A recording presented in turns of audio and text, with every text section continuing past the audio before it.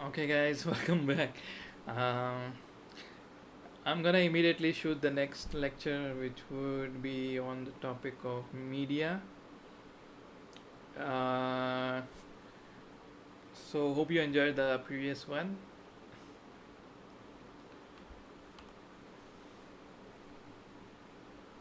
Okay, media or yeah, medium. So,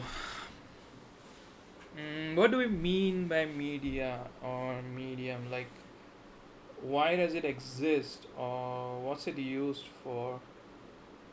Um, and the answer is communication. Uh, Communication of what? Uh, Ideas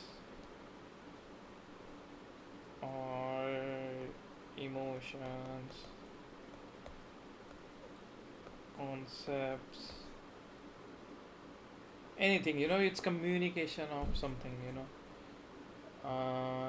So it's like you have a point A.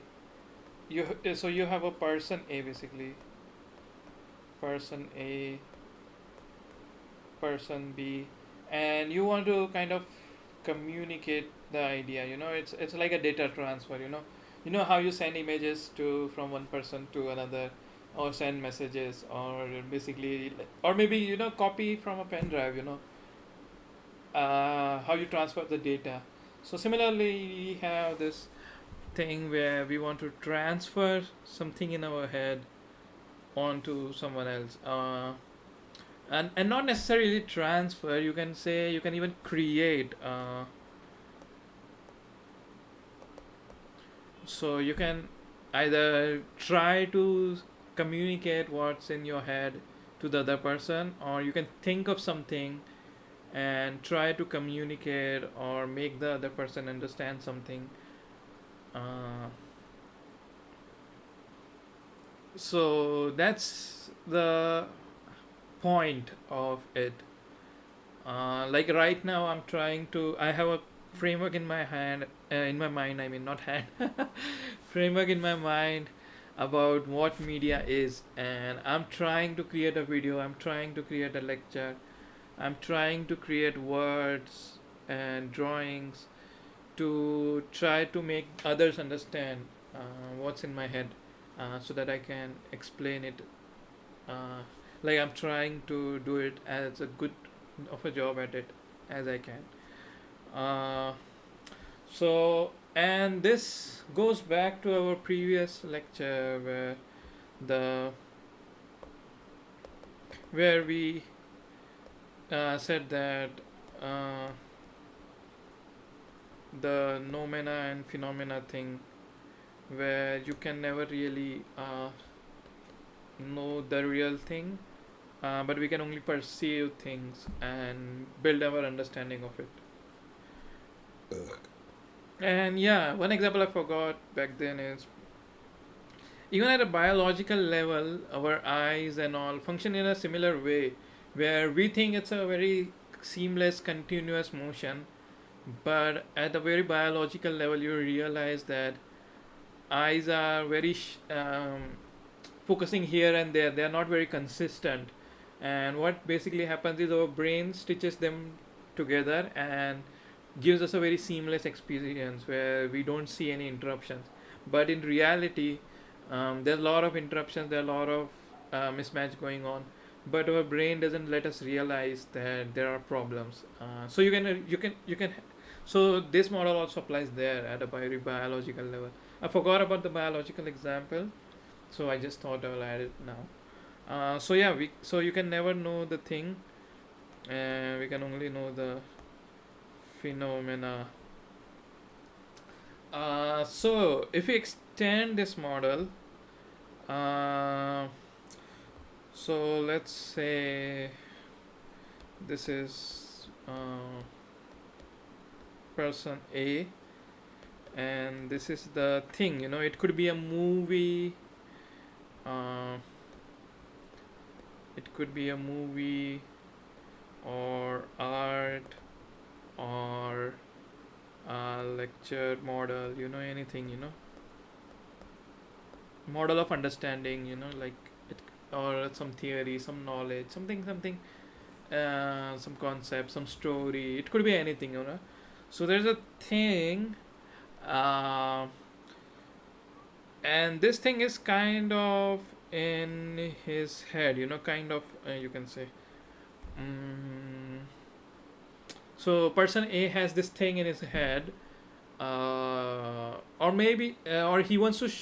So what he wants to do is there's a person B, and he wants person B to have this thing in his head. You can say. Mm, so what we want to do is we have something in our head, some stories, some image, some art, some idea, and what we want to do is we want to have the same something. We want the other person to have some kind of an experience, some kind of a move, some kind of a thing received at their end. You can say, to be technical about words in a way. So we want this person to have. So what is happening is we are trying to have the same thing, like trying to be as precise as possible.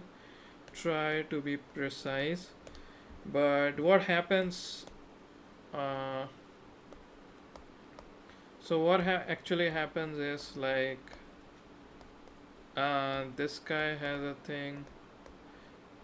This guy has a thing. So we can never like, maybe occasional rare cases we can maybe, but in general we can never really replicate that thing.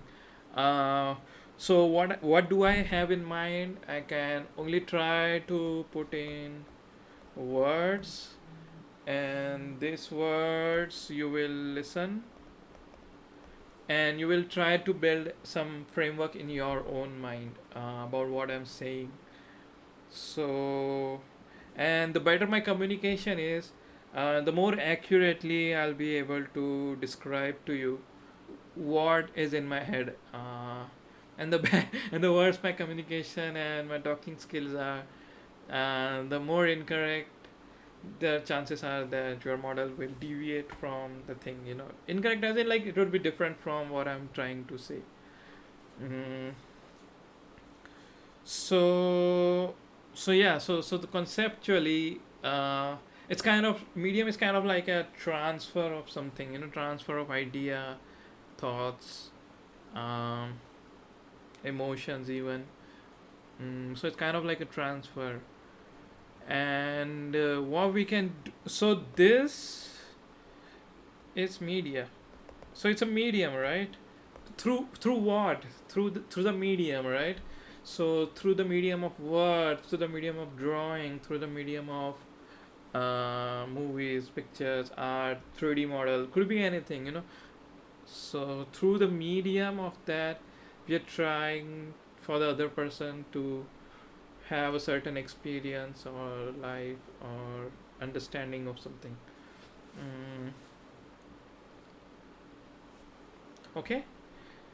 uh, so this is the fundamental working of our medium, but medium has some more benefits, which is creation or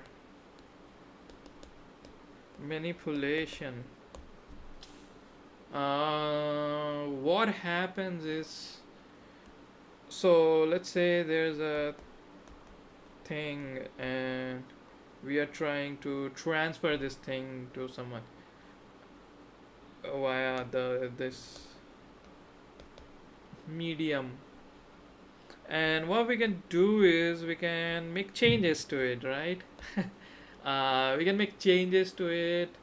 This could be good changes, bad changes, good or bad in terms of like useful, not useful, like you get the idea, right? Like, maybe they're making it better, or maybe they're making it worse, maybe they're adding some other thing to it, some other concept. Basically they're uh, manipulating or changing that thing. It's a very mutable object, with the medium, and we can shape it however we want, change it however we want, uh, while we transfer it to the other person.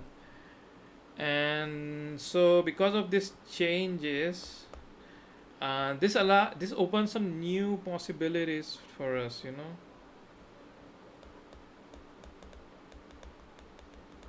New possibilities for us, where now what we can do is we can create imaginary stories, imaginary incidents, imaginary ideas, imaginary concepts, and try to tell it to the person, like,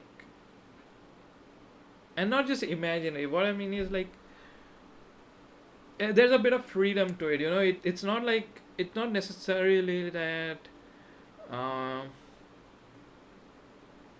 it has to be one to one, because I can never tell you the same exact thing, and there's always going to be some changes, some losses in translation and understanding, some differences, because you are understanding these things from your life experience point of view, and I'm speaking about these things from my life experience point of view, and not just experience but mentally, you get the idea. So there's always going to be some changes, and what we can do is I can make some deliberate changes to it so that it's more colorful, it's more creative, and it's more engaging, it's more better understood. So yeah, it's a very flexible point is it's a very flexible thing. Medium is a very flexible thing where it depends on how you want to say it. It depends upon the creator.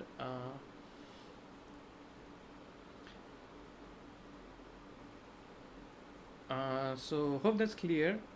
mm,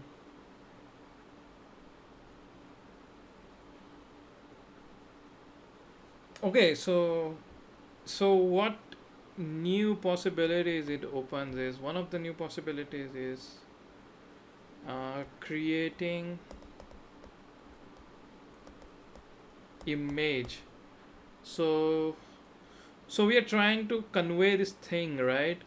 But what if this thing is something created, or maybe like a lie, you can say. So what do I mean by that is, let's say I tell you a story of my yesterday, where I'm telling you that I had this beautiful pizza for dinner, and it had this toppings of various vegetables and cheese, and we have the tomato paste and all, and I'm painting this image to you, like, nice 10-inch pizza, big, 8 slices, and it was really yummy, and I enjoyed having it. So I'm conveying this idea to you that I had pizza last night. But guess what, guys? I really didn't have it. So my point is, Medium allows me to create an image in your head with freedom, where it didn't exist before. This idea of me having pizza last night did never happen really, but still I'm able to convey to you, via this medium of talking and video and all, that I'm able to convey to you that I really had the pizza last night, right? So this is a very small example, but you can understand what are the possible implications or possibilities that arise from it. Okay, I can write an entire life book or entire biography of a person whose life never really happened, and you will never know. Uh, so that's the reality of it.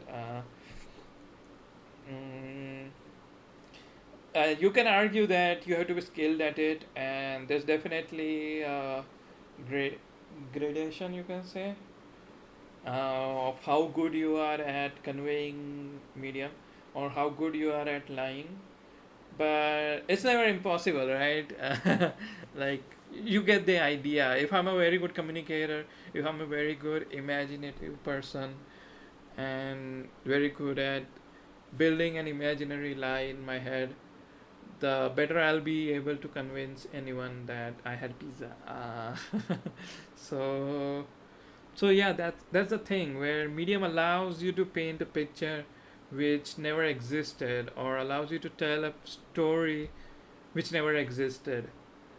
And what this happens is like, another simple example would be, imagine like I had a keychain hanging here. As you can see, there's some empty space. Imagine if I had a keychain of some Mercedes or an Audi hanging there, and you would be like, "Oh my God, he owns one," and all, because that's the obvious conclusion, right? If I have a keychain with that thing, but the reality can be very different. Maybe I really don't have it. Maybe it's just a dummy. But everyone is sold on that illusion that I have one, because I showed that to you, and I convinced you that, uh, with the hints and visual and proofs, like little bit.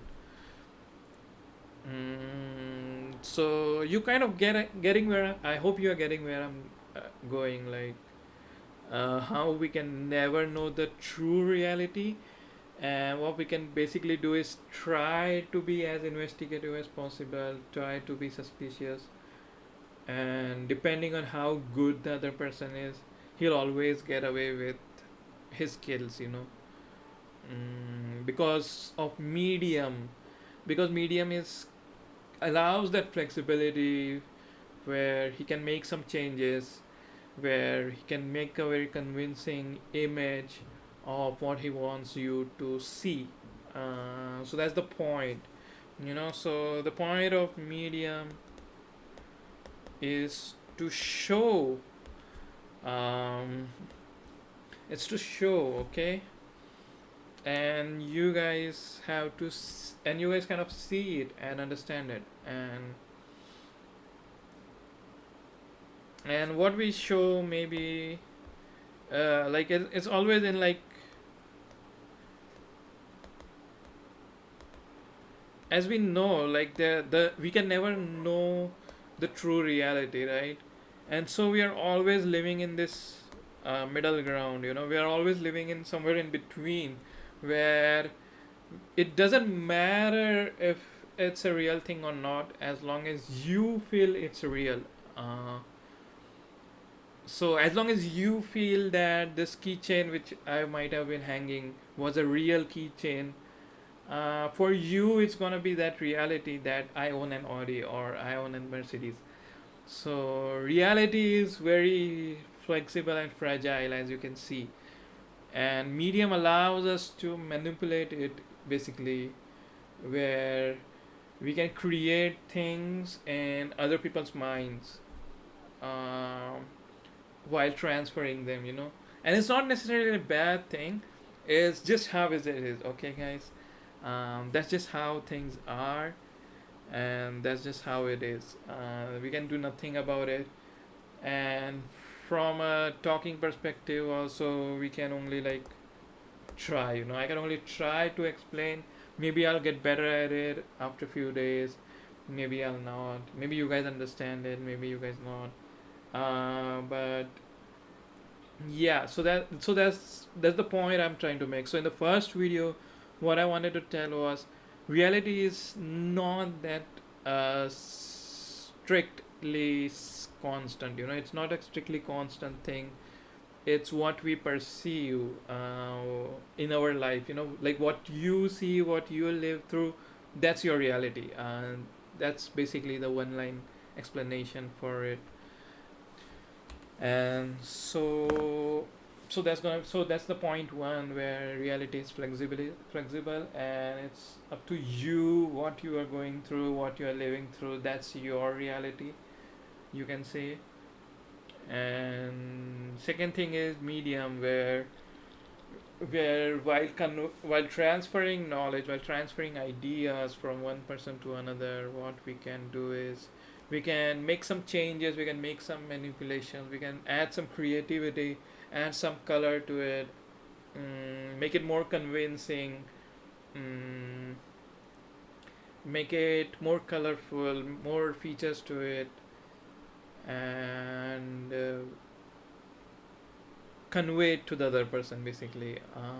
So basically, medium is kind of like changing reality, you can say. Like it allows you to change reality in a way. That's why a lot of times we see like things we like listen or watch or read or understand, something new comes in our life, we understand something new, and it changes our life, right? It changes our reality, it changes how we live, it changes how we see things. And that's the reason, like the reality changes, right, if your life changes. Then so yeah, medium allows us to implement that thing where we can manipulate bits and pieces and show something to the others.